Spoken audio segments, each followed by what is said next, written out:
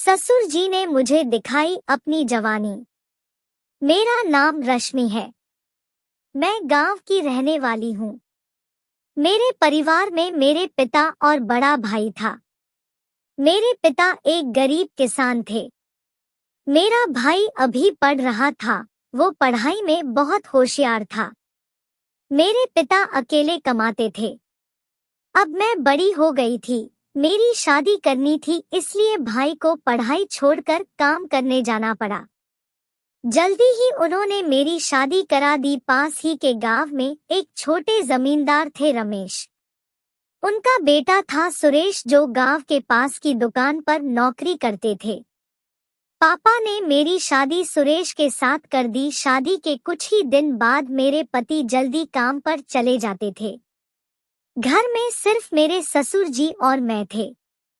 मेरे ससुर जी अभी जवान थे और मेरी सास को गुजरे हुए 5 साल हो चुके थे।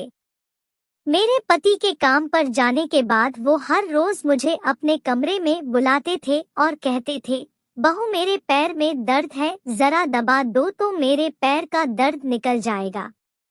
जैसे ही मैं उनके पैरों को दबाने लगती तो वो मेरे हाथों को अपने हाथों से सहलाने लगते थे। मैं वहां से अपने कमरे में चली जाती।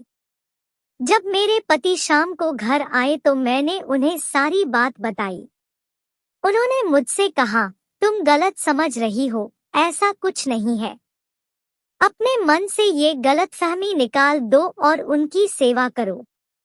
अगले दिन मेरे पति जब चले गए तो ससुर जी ने मुझे बुलाया, मगर आज मैं नहीं गई तो वो खुद ही मेरे कमरे में आ गए। मैं बेड पर आंखें बंद करके लेटी हुई थी। वो चुपके से मेरे पास आकर लेट गए और मेरे हाथ को सहलाने लगे। मेरी आंख खुली और मैंने अपने ससुर जी को अपने पास देखा तो मेरे होश उड़ गए। तभी ससुर जी ने मुझे पकड़कर बेड पर लिटा दिया और मेरा मुंह बंद कर दिया। वो मुझसे बोले, तुम भी मेरा साथ दो, मैं तुम्हें बहुत मजा दूंगा। ये बोलते हुए मेरे संतरों को दबाने लगे। मैंने ब्लाउज पहना था। मेरे ब्लाउज के बटन खोलकर मेरे आमों को चूसने लगे। मुझे भी कुछ होने लगा था, क्योंकि आज पहली बार मेरे पति के अलावा किसी मर्द ने मुझे छुआ था। ससुर जी आम चूस रहे थे और उनका नागराज मेरी चिड़िया से टकरा रहा था। मैं मदहोश हो रही थी।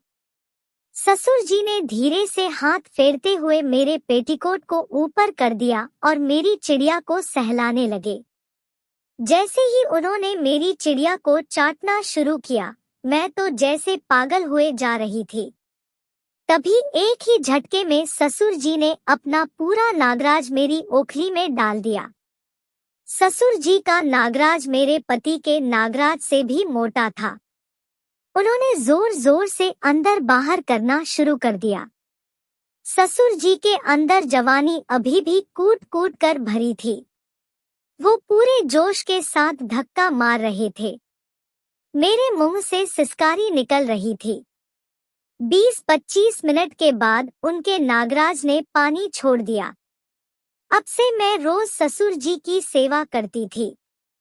मुझे सेवा करते देखकर मेरे पति भी मुझसे बहुत खुश रहते थे। मैं तो दोनों तरफ से मजा ले रही थी।